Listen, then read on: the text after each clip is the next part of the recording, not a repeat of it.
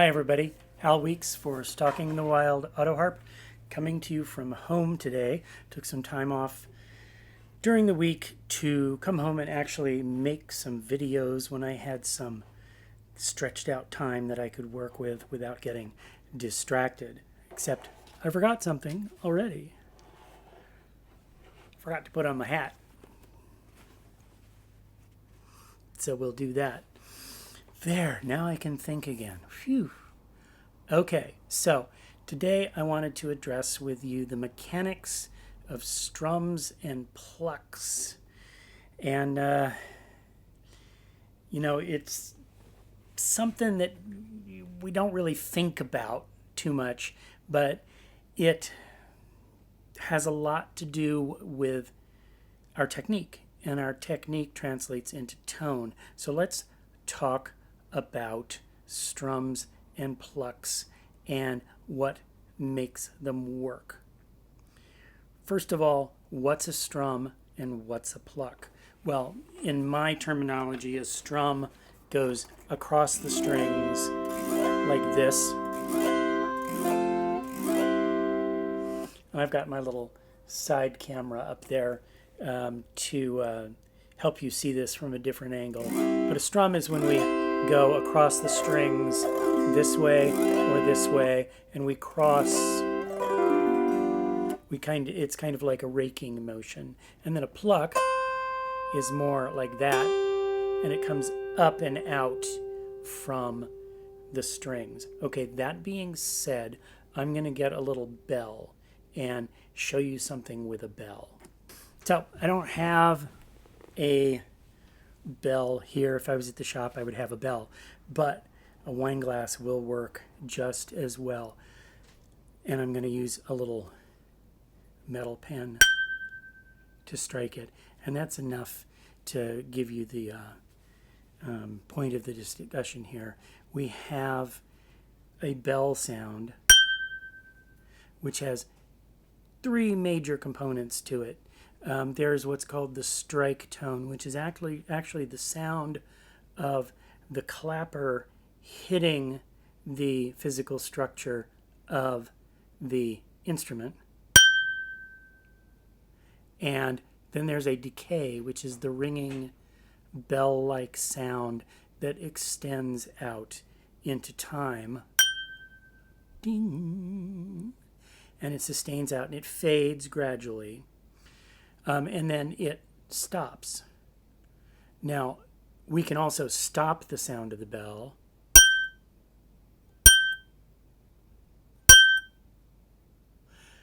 And that's another component of the sound called a damp or a cut at the end.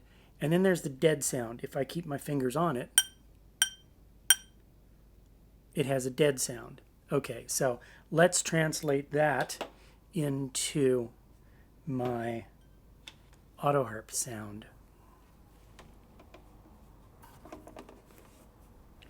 When I strike a string,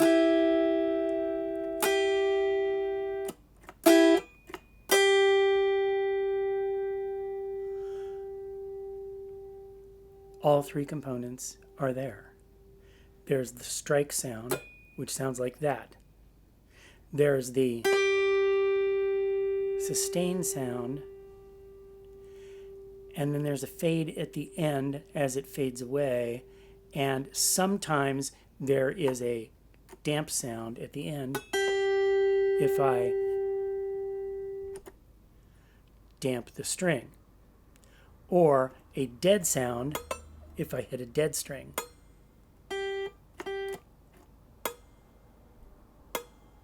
Like that. And all of those are components of our sound. And so it's our responsibility to be aware of these things and then how to control them differently while we are playing to alter our sound. The tone of the harp is sort of a juggling act of controlling these and various other actions while we're playing, and we're juggling all those different things. Any fault of tone inherent in the instrument is the responsibility of the player beyond the general tone quality of the instrument. So some people play the Autoharp, some people listen to the Autoharp and they go, it's all scratchy. Well, are you playing it scratchy? Because if you're playing it scratchy and raking across all those dead strings, you're going to get more of that dead string sound in ratio to the live ringing string sounds that you want. And so we have to listen and learn how to move to cut down on that scrapey sound, unless we want them. Sometimes I want that sound, and I use that sound in my playing, and I'll give you an example of that later. But if you're sounding scratchy, it's your technique, less so than your instrument. Imagine all the dead sounds when you rake across the instrument. There's 3 or 4 dead sounds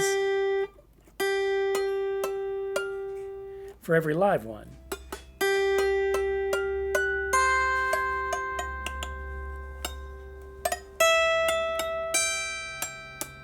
So if you're playing and you're strumming across like this,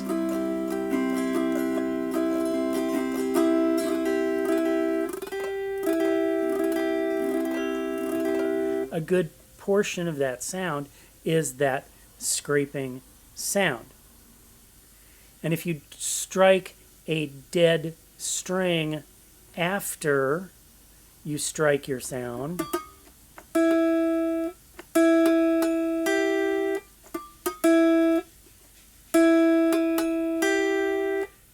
then you're going to hear those sounds after and in addition to, like separate events of the ringing sound, and it's going to cross over the ringing sound and muddy the sound of your nice ringing tone.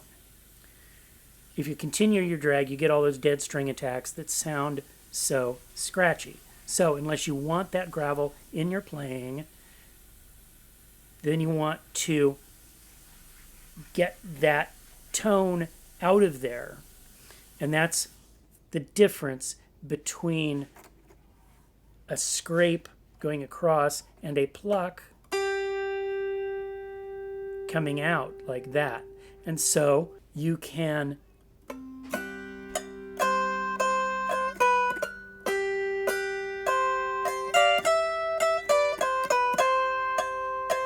pluck out.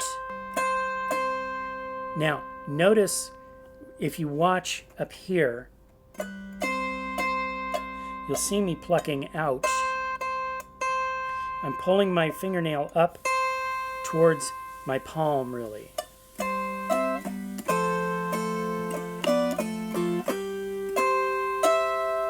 And when I am doing that, you can't see my fingernail from the front. I'm not reaching out and swiping back like that,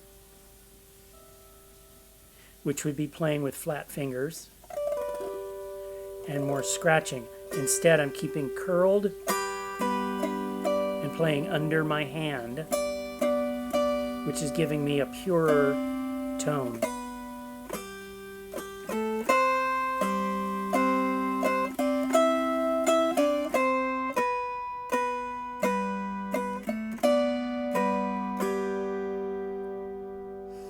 And this is not something that you will learn overnight, but practice till the better sounds start to come.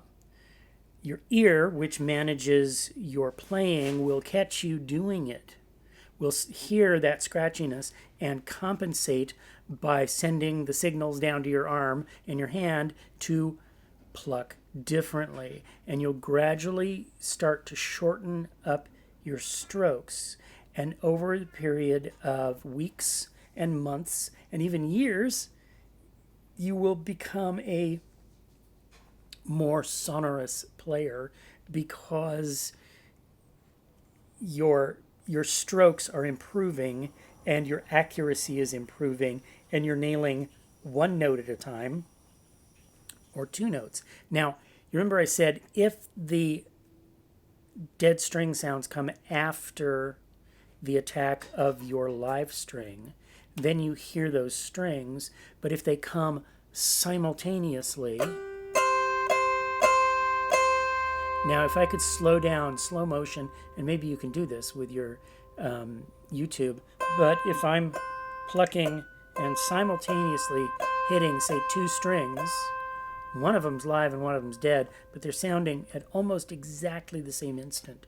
And so the ear hears that dead string sound as part of the attack sound. Just like when I'm ringing the bell with the pen, it has that knocking sound at the beginning. That knocking sound from the other string is going to blend in with the knocking string of the actual string, the knocking sound of the actual string, and it is going to blend and it's going to sound like a pure sound. The idea is, when at all possible, to eliminate the other sounds, and this is how you do it. Don't rake across unless you want some gravel in your sound. And there's times that I want that. Let me give you an example of that.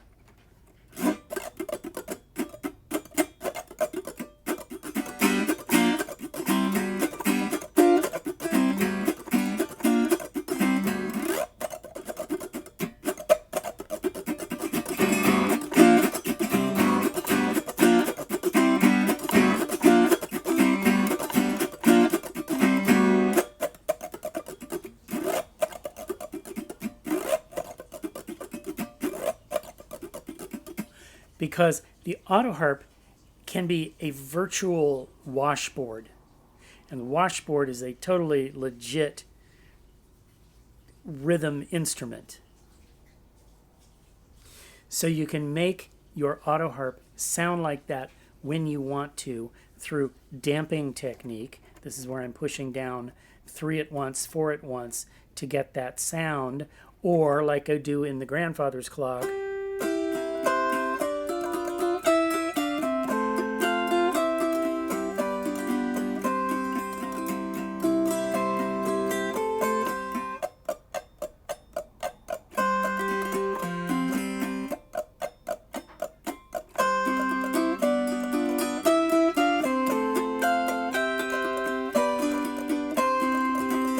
So there you go, there you have it. There's a little bit about getting a cleaner sound when you want it, and a scratchier, gravelier sound when you want it, and knowing the difference and moving accordingly.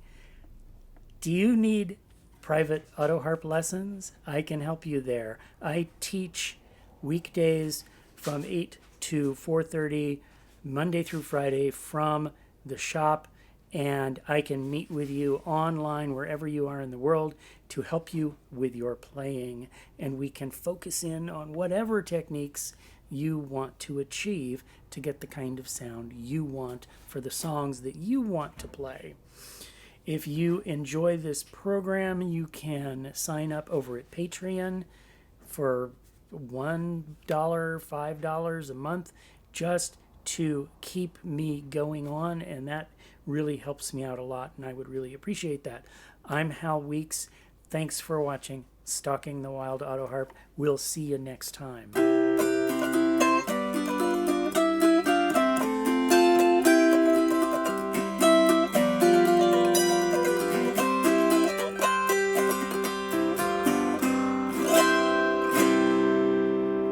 Bye-bye.